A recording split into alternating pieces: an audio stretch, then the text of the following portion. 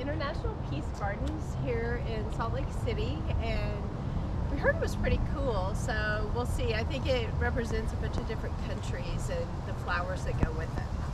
In the middle of the day, you turn to me and say, come on, let's get away. Skip this town for a day. Get behind the wheel and drive. We don't care about the time with you by my side. I don't need to hide, I feel alive. You bring me coffee in the morning. What's this up here? USA!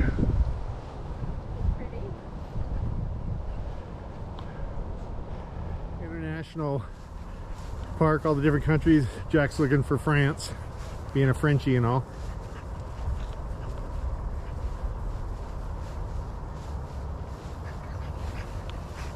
Wow, this is a really pretty set.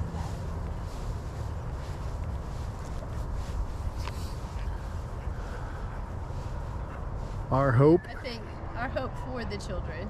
Anytime you see these lions, you know that the male has the ball here, and the female lion has a child in her foot. So we learned that when we went to China a few years ago.